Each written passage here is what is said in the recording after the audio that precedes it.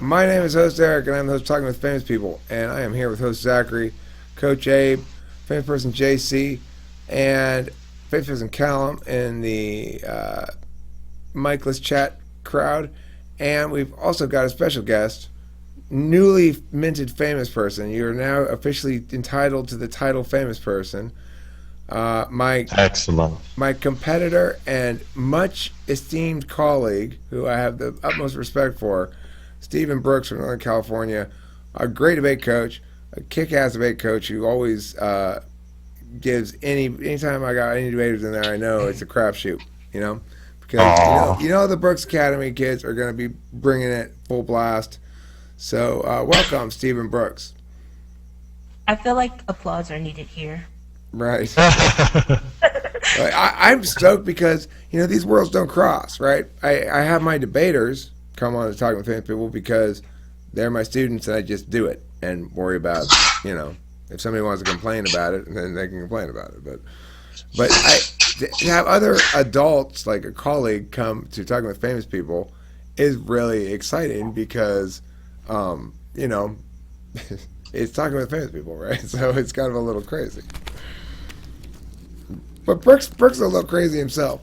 You self-identify as INFJ, is what I understand, Stephan Brooks? Yeah, Abraham asked me, and I took that test a couple years ago, and I think, I was an INFJ. See, I had you typed as an ENTP because the way you're quite similar to me in your coaching style. You like to be edgy in some sense or challenging. But that's a nice way to put it.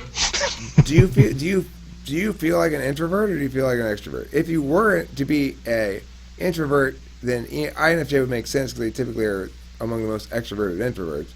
But how do you consider yourself? I think what you just said, a very extroverted introvert would probably be me. And man, I wish I was in a place where I could smoke too. You got it made there. But yeah, I guess I am an extroverted introvert. I do run with a lot of different crowds, but at the same time, I also do keep to myself too. Like I'll have times where I'll be by myself for like maybe a couple days, a whole week even. Like right now, I'm taking time off work. I'm not really teaching at all, and I'm just staying at home and I'm learning to cook and take care of myself, and so I can get like that. Right on. Yeah, I'm not really working right now either. I had a policy class today, but other than that, I'm not starting until late-ish August or something, I think. But regardless of that, that's the way to go. You are into music, right? At least as a consumer. Yeah, that's insomniac flag behind me. So I've got into a lot of electronic music. I grew up in the Bay Area with rap and hip hop. My mom's Chinese, so I'd listen to her crazy Chinese village people, communist marching music. And my dad is a white guy from Florida, and so I also grew up with classic rock, Elton John, Pink Floyd, and so all sorts of stuff. Do you play music or just consume it from a consumer standpoint? I took band for 2 years to avoid having to take the singing class in middle school. So producing music, not so great. I was part last chair clarinet, but more listening to it. I like to think I have a good ear for it. The music groups that I'm part of in Facebook, we share a lot of different like electronic music recommendations and tracks, and so I am good at listening to stuff, putting together playlists, playing it at parties, etc., but not producing. I actually do, I technically manage a friend of mine DJs, and I'm technically his manager. I put together his press kits, and I'm going to be handling like bookings for him as he climbs up the ladder and gets more famous. Hey, I actually did 2 years of choir so that I wouldn't do bad. That's the way to go. That's the least expensive way to go. Yeah, like I wasn't a fan of band because everyone in band was very like weird and just quiet. Do you have? That's how I'm an INFJ. Typically, INFJs are somewhat less parsy.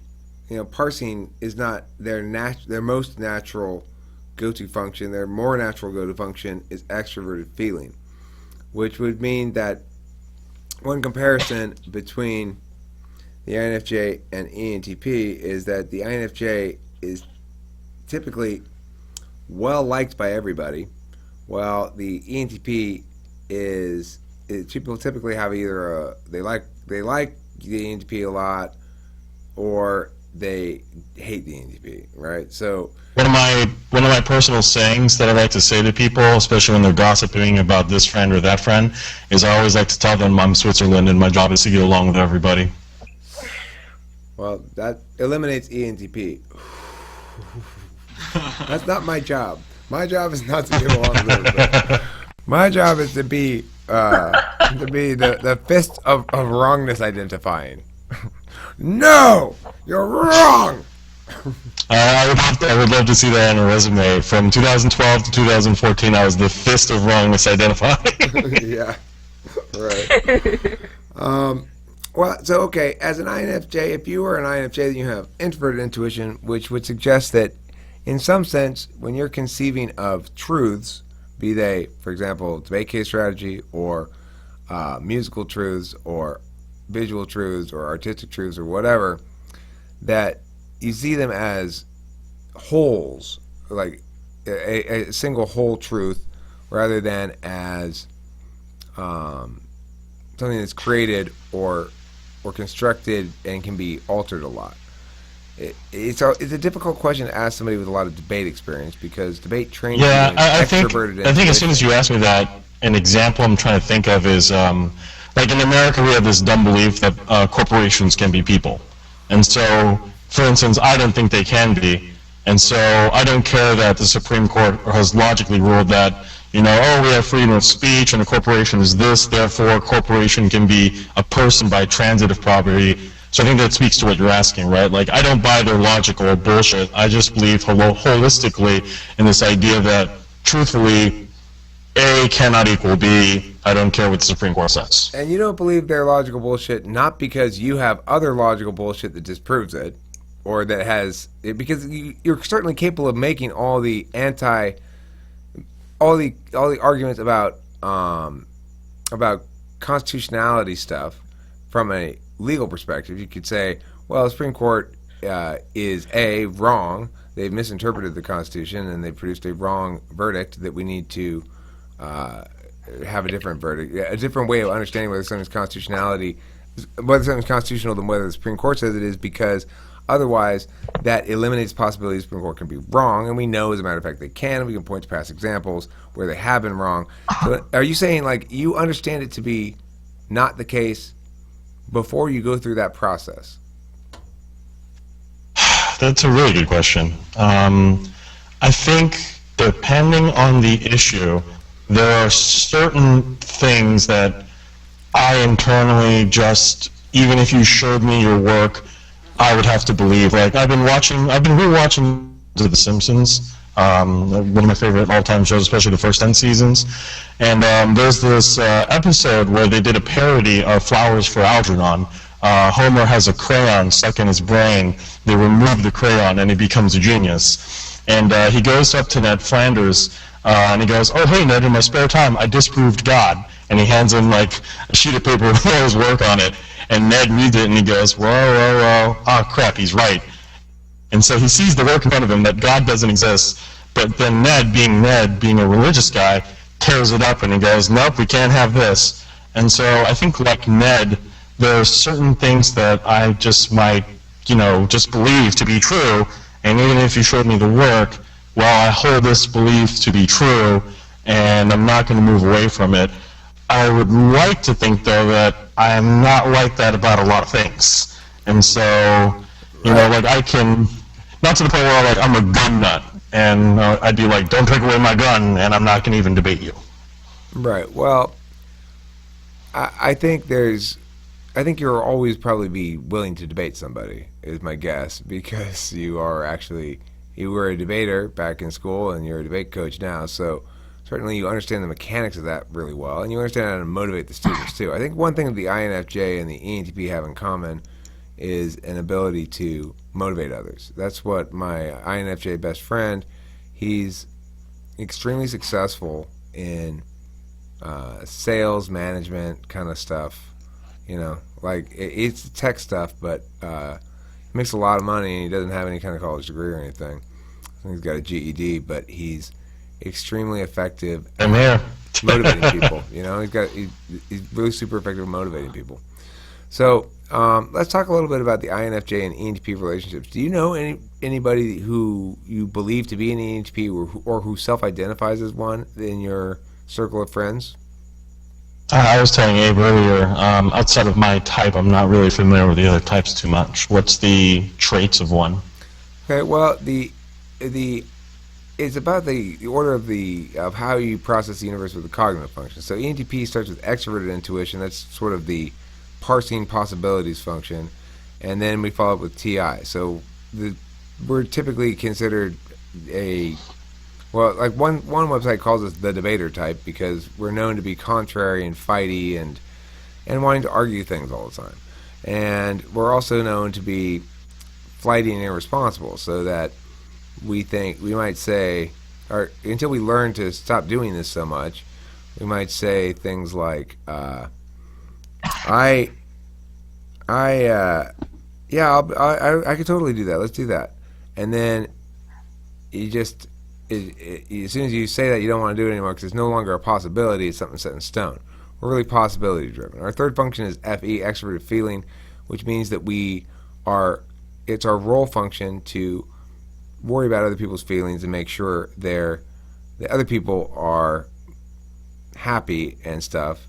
And to the extent that we try to move other people, we move them through their feelings. That's your second function, your tool function, which is why you're a really effective coach, because and you're a really effective coach, and also you're capable of all the argumentation stuff, is because your third thing is TI. So just as I'm capable of being likable when I put my mind to it, if that's the goal, and then generally it's also true that I'm very much interested in being liked, more so than probably most any other type, except maybe ESFP or something. I don't know.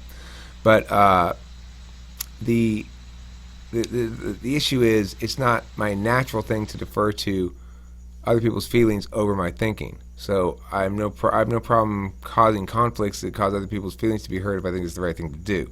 INFJs and ENTPs get along well then, because for one capacity, the INFJ moderates the ENTP, so that the ENTP considers additional factors like motivating people through feelings better and fixating so much on right and wrong a little bit less.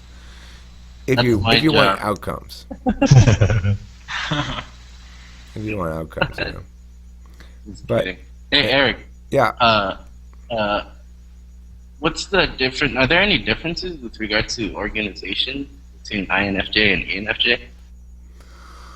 Well, you guys are actually quite different types, but because Abraham, you have FE in the first slot. That means you're foremost concerned with the management of other people's emotions and with socialization. You can't stand being alone for 5 seconds, and I get that, because I'm not somebody who stands being alone particularly well either. But that's an extrovert thing. But for you, especially with extroverted feeling, in order to be in the world that's natural to you, you have to be in a environment that allows you to be feeding off of, managing, noting, adjusting other people's feelings. And your second slot is NI, which is that whole truth thing. So you tend to interpret the world through, well, I understand this whole situation because I understand completely how that person feels about it, that person feels about it, and that person feels about it, with emotionally. Like that person feels like someone's stepping on their toes. I can tell they feel like, hey, that's supposed to be my job, and you're taking over or something. That you can tell, like, those kind of feeling-oriented vectors really well. And your whole truth, your tool function using NI, knowing the truth about things, applies primarily to that. Your third function is SE. So that's the doing function. For the INFJ, SE is their fourth function. It's their weakness. So if Brooks is going to have a weakness as an INFJ, it's going to be he'll start a little like exercise plan, and he'll stick with it for a few days, and then he'll stop doing it, and then he'll start some Story of my life. Yeah, is it? Okay, well there you go. Yeah. Yeah, and he'll have that kind of thing, and it'll be very much. In addition to that, I don't know how much stock you put in freaking astrology, but I like to have fun with it. My mom has this giant book called The Secret Language of Birthdays, and they have individualized personal horoscopes based on your date of birth. And I looked up mine, and it says I was born on the day of expansion. I was born on the same guy who designed the Eiffel Tower, and my horoscope basically spoke to what you just said about, oh yeah, you'll dream big, you'll start stuff, but then you'll never build the damn thing, right? And so you're absolutely right. I'll log my calories for a couple months, and then I'll get tired of it, and then I'll start another thing, and then I'll get tired of it, and we're like that. Well, yeah, it's likely to be the corollary of my SI, which is I am messy. My house here is very messy. My garage is messy. Everything's messy. When I'm not pretending to look good, I've got, I've got all kinds of crap all over the place. So it's actually remarkably clean compared to usual in here at the moment. But what happens is I have bursts. I have bursts of cleaning, bursts of organization, bursts of attending to paying bills and stuff like that. And then I hate it and I want to ignore it as much as possible because it's my fourth slot. So for an INFJ, then they exist in a world that's an INFJ will never say the wrong thing impulsively, whereas ENTPs do hardly anything but that. But it makes for ENTPs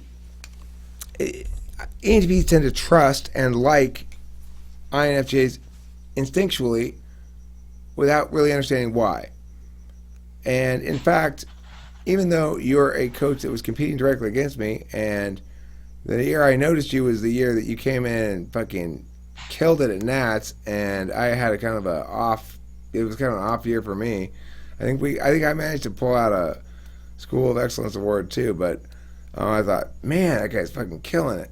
And yet when I sort of liked you, and if you were another ENTP, I suspect I would have hated you.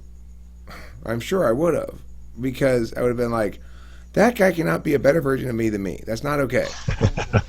And yet I thought you were an ENTP intellectually, and yet I just thought, he's cool, I like him. Why? Well, because actually, people who, my first slot is NE. If your dominant slot is NI, that's what's known as I don't know what it's known as this, but it's the trusting thing. So if the person you're going to most naturally feel is trustworthy is somebody who's got the opposite orientation of your own dominant function.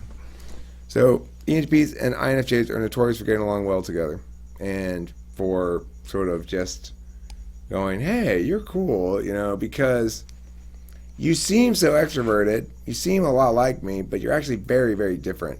Because INFJs they're known as the magic type. They're the rarest type of all.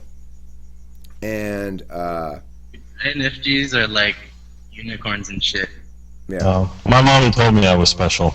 You are. Turns out you are. You're an INFJ. In fact, and you're one of the few FJ types to ever come around talking with famous people. We have some other INFJs around here as well. They don't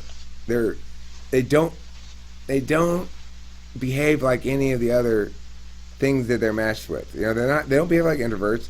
They don't behave like feelers necessarily, unless some of them might, but most of them don't. They're not as the most like intellectual as all the fillers, yeah. Yeah, and they don't behave like judgers because they're actually kind of sloppy. Are you sloppy?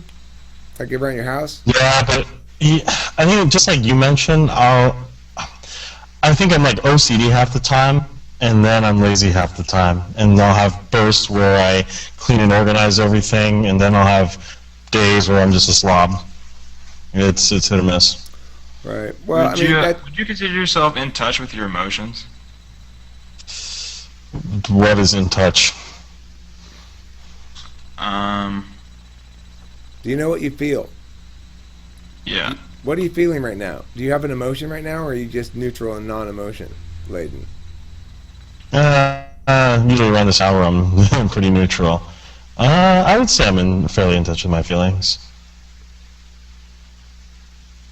Do you feel adversarial towards feeling-based arguments, or do you think, there's a validity in that too that needs to be taken into consideration? I think I can understand where people come from. I usually tell people I'm the liberal, or I'm the dictionary definition of a liberal. I'm tolerant of the behavior of others, and so I understand the place it comes from. Like, I understand why my white grandma who grew up in the South is racist, but at the same time, of course, I don't accept the arguments. Is she racist against you? No, we're Asians. We're allowed by. We're light enough on the gradient scale. Okay, cool. That's good to hear.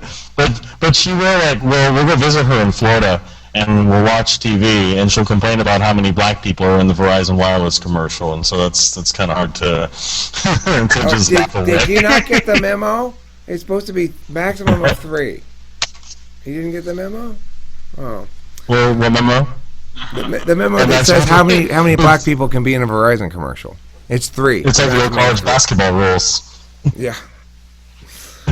Well, yeah, old people. My old people who were racist have mostly all died now. Like my grandmother, my grandfather, stuff like that. I don't have that era of family per se to engage with on that. My parents are that era, but they're not.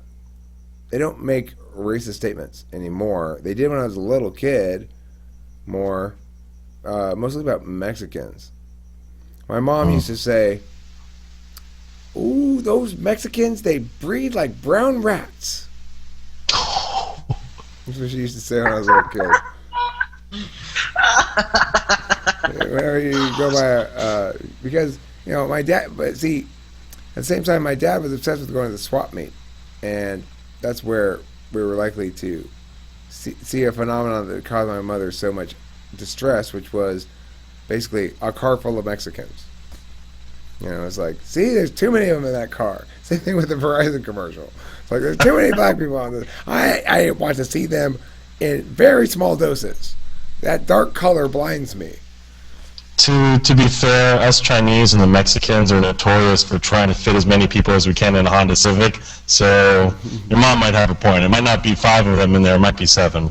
All right. Well, what I should have pointed out to my mom is, Mom, you don't even know those people are related. They could just all be friends. But I didn't point that out to her. So anyway, but they don't say racist stuff anymore. My mom's unfortunately deteriorating a bit, and she's sort of putting her mental effort into keeping it together. And my dad was never particularly prone to say anything racist that I recall, and they just sort of thought that wasn't of any interest, I guess. It's not like they were lefty critical theorists arguing for disenfranchised people. It's more like, that's not interesting enough to talk about.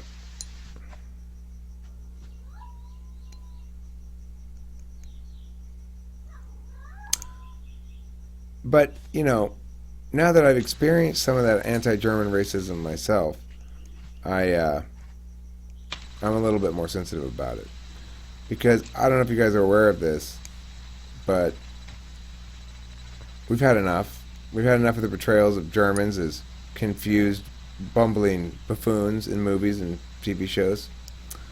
And I'm here to tell you, we're not all confused. We're not all bumbling. Some of us are only one of those two things.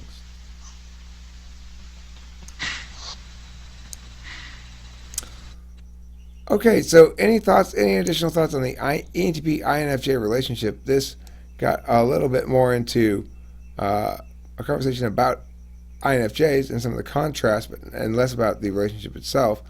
I will say from experience, INFJs and ENTPs get along very well, provided there's no conflict over some core value.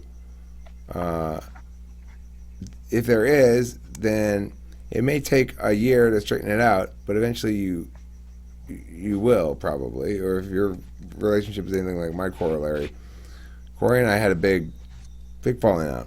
We were not ending any relationships with each other, but at the same time not really talking to each other for almost a year, or better part of a year, based on some core value disputes about what I was doing, what he was doing, stuff like that. Basically, Who's this, Corey? Corey, my friend Corey, yeah, he had some. He didn't approve of what was going on with my career stuff, which the reason he didn't approve of it had to do with he perceived it as reckless, and his family and my family have been close for a very long time. Our kids played together when they were 2 days. When Delilah was 2 days old, she met Charlie. So, and Charlie at that point was like a month. So it's like it's been very close for a long time. He's got cause to express concern where otherwise other people might not. It wasn't presumptuous of him to talk to me about those things, but he was wrong, and I knew he was wrong, and that caused a problem. And as he pushed me to explain to him why he was wrong, what happened is I ended up I was sort of compelled to give reasons about why I was going to be successful at this thing, and then that ended up being perceived as arrogance. But I wasn't trying to make the claims at all, except in defense of the original claim that his perceptions of the risks involved and why it ought not be undertaken in this fashion were faulty, and why his perceptions of my own responsibility for things were faulty as well. But of course, this conflict happened because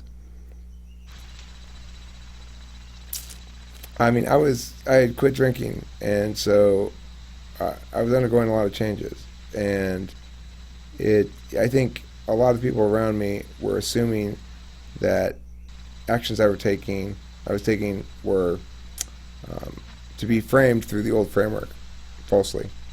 But anyway, INFJs don't give up on you if they believe in you, which is to say they don't believe you're fake. INFJs don't like people they think of as fake. True.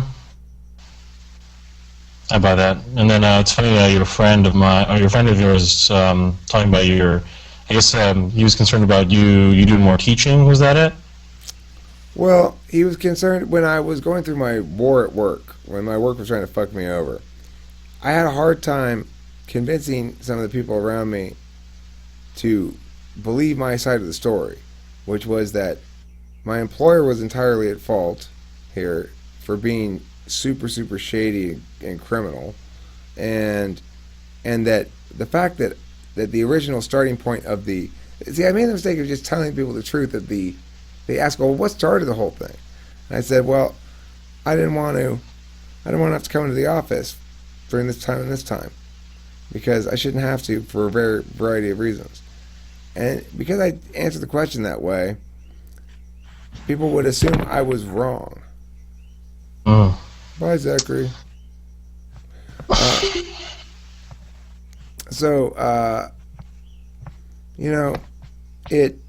It was a challenging time period. And then when I ended up spending a lot of time on this project, talking with famous people, it produced a corollary conflict, which is he simply did not believe and did not understand or agree that I was doing something worth doing. Even when I would say to him, well, look, I'm just putting it up there for my own purposes. I start a lot of these videos explicitly saying this is not really for public viewership because I'm just going to be not attending to matters of aesthetics very much in regards to that. I'm not going to be focusing on speaking fluidly. I'm just brainstorming here. And he'd say his position on it was too risky again. That you're putting yourself out a lot in ways that subject you to criticism potentially, and that ought to be avoided. That's it. He sounds like my mom. This is wow. I have a bunch of people in my life who are like, why are you a teacher? Why are you doing this? Blah, blah, blah, blah, blah. And I'm like, this is what I'm good at. I suck at math. I'm not going to be an accountant. I'm not going to be an engineer. And I like what I'm doing. I love working with kids. And I'm good at it. I mean, beyond just being a teacher, I mean, you own your business, right? Yeah. So I mean, king of my castle, master of my domain. That's the thing is when people say, well, why would you want to just be a teacher? It's not.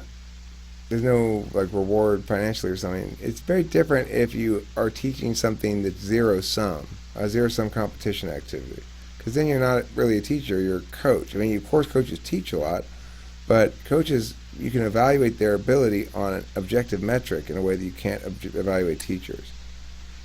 Yeah, and especially with coaching debate, I've always told my friends that when I was growing up, I really loved playing with Lego blocks. Me and my friend, we would get together at his house, we'd spill Legos on the floor, and we, over the course of a couple hours, get to build something, and all of a sudden you have a freaking castle or a spaceship. And as a teacher, I've always felt the same way. Like every semester, a bunch of students get spilled into my classroom, and I get to actually build them up. And it's not just, here's lesson 1 of math, and here's lesson 2 of math, and then it's not, I always mispronounce his name, Paulo Freire's Pedagogy of the Oppressed. It's not banking concept where we just, force feed and deposit information into kids and then have them agitated out onto a test. I actually get to see a kid get built up and built up and built up. And then even after they're not my student anymore, for the most part, I've maintained a lot of relationships with my kids as they've progressed through high school or college and go off to law school. And I think it's a lot better than just being a quote unquote, all due respect, a normal teacher, like you said, playing in this zero-sum game of semester starts, semester ends, goodbye everybody. I'm not Miss Krabappel in The Simpsons watching Bart Simpson fail every semester. Right. Well, I mean, my policy going into this year, I made an exception or two last year, but if I can tell that this thing isn't for you, you don't have the right kind of brain, or you're not the right personality type, or you don't want to be here, you're not allowed to stay. Because I will not torture the students like that. My philosophy is school is a slave pen that is morally repugnant. That we force children to go to a place and stay in place all day, doing stuff that they may or may not like to do. And even if they say, like, well, I don't like going there because people are mean to me and I'm being bullied or something, doesn't matter, you gotta go to school, blah, blah, blah. It's not even individuated to people according to their abilities, needs, interests, or anything like that. So, to me, it's a fucking nightmare, and my goal as a debate coach is to equip my students to raise both their middle fingers loudly. I say something very similar with my classes and my policies. That's actually really noble of you that you'll actually recommend kids to not do your program. I have to be Mr. Captain Save-A-Ho with my activity and try to get everybody to do some sort of speaking on some level. I guess I view myself more as a doctor in that regard. Everybody is sick to some degree and can't speak. I need to at least get them to the point that they can speak. When it comes to what kids like, especially since I'm working mostly with middle school kids, I've always told my students and my parents that as a teacher, I think my job is to provide as much opportunity as possible.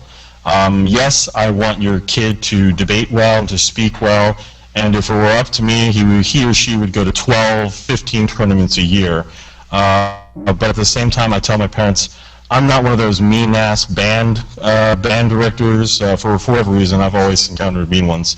I'm not a mean band guy where, band directors will be like, oh, if you're not there at the spring recital or winter recital, I'm going to flunk you, you get an F. The way I ran my program for the past couple of years, I put as many on the schedule as possible. I recommend that, a student in my class every semester try to go to 2 or 3 tournaments, because that's how you learn and that's how you develop. But I also tell my students, hey, if you can't make it to, next month's tournament, that's fine. If you have a robotics thing or a band thing or whatever, cool, go do that. And especially when you're a middle school kid, figure out what the hell you like. And you won't hurt my feelings if you don't like debate.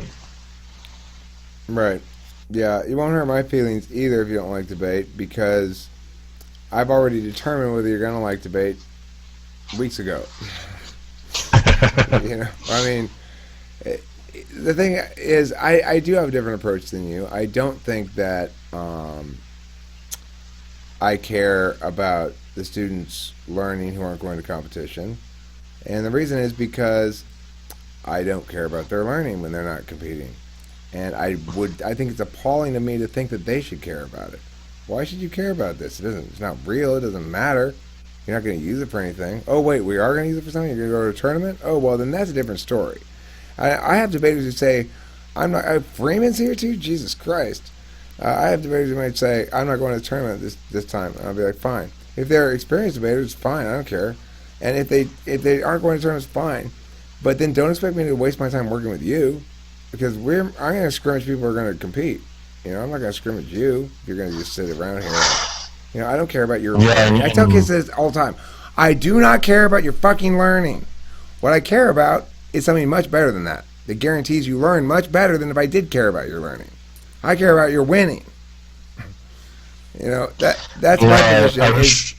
That's the methodology by which things go from pointless pretend bullshit they shove down your throat at school to something real, is when they stop worrying about, when they stop thinking like the teacher is supposed to be concerned about their learning. I don't want you to think I should be concerned about your learning. I'm concerned that you're not concerned enough about your winning. I'm a little concerned that you're going to go up there and humiliate yourself and get embarrassed.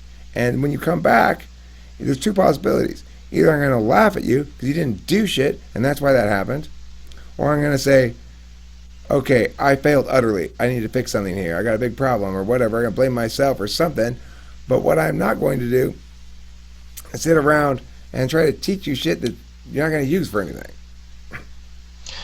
Yeah, I think as I used to care more about their learning when I was younger, but as I get older as a coach, especially actually the past semester, I've told my students, we used to teach in this place where we had trophies on display. I'd point to the trophy case and I'd tell them, I got mine. I've already won everything I needed to win. If you go out there and lose, that's on you. I'm not too caught up with it, and yeah, you're right. They should be the ones that care.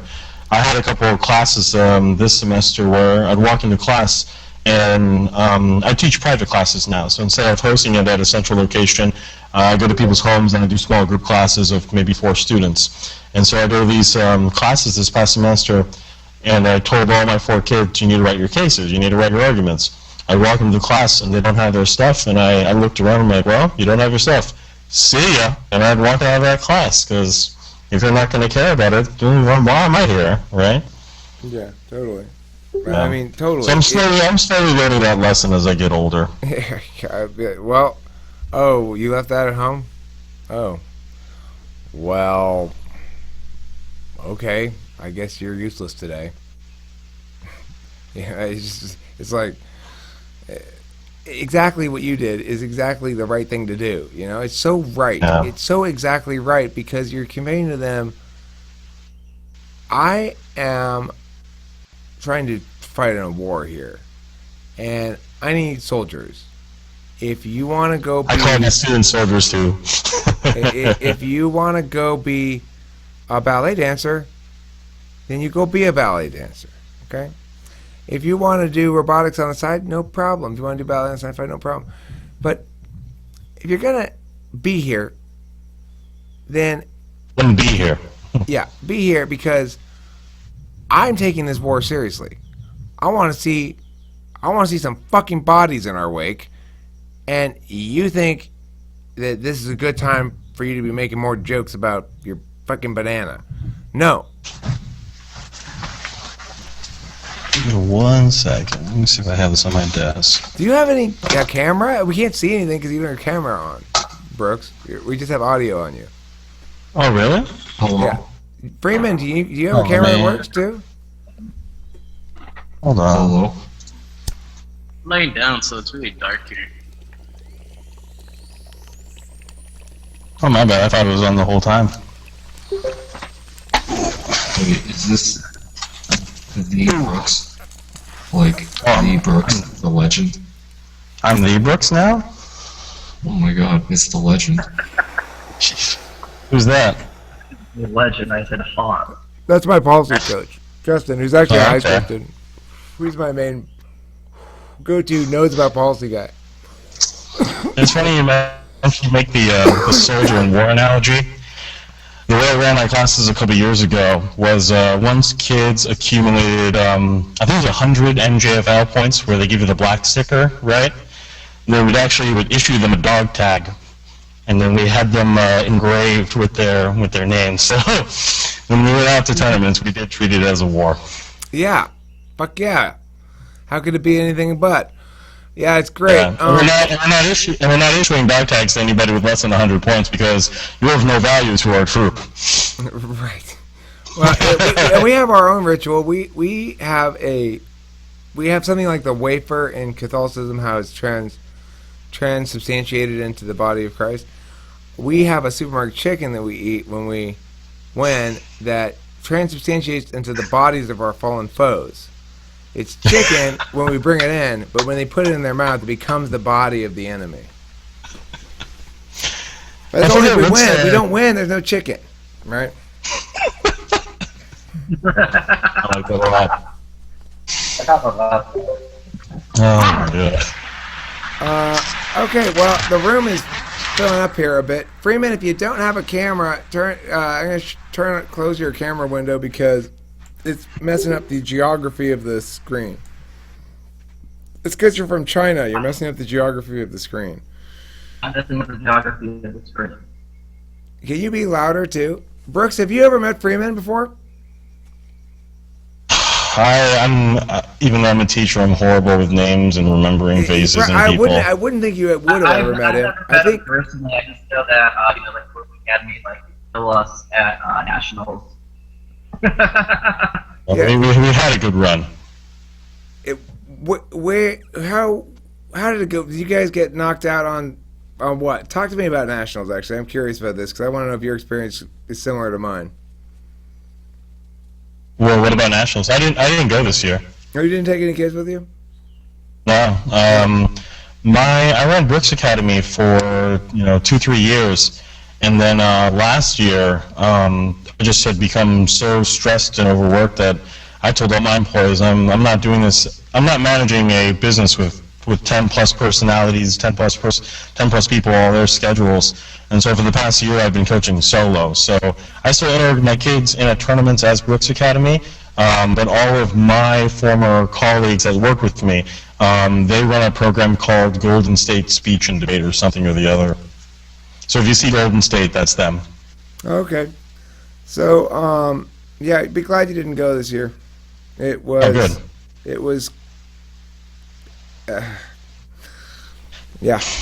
I don't want to get into that whole thing right now, but it was. I was happy that we got Edmund and Connie. We got them into semifinals in policy as far as we got, but that's pretty good. I'm pretty happy with that, and considering that they were putting all the California teams against each other all tournament long. Oh, that's terrible. He's all East Coast tab.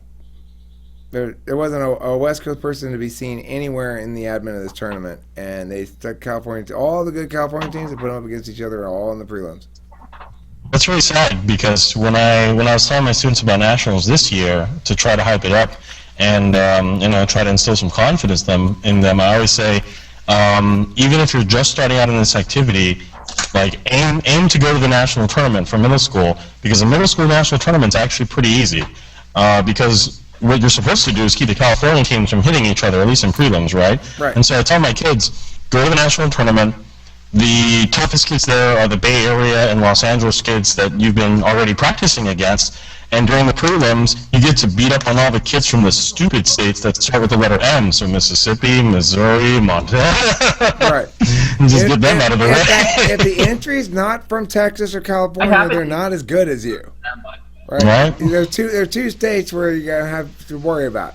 Well, that's why they fucking put us like that.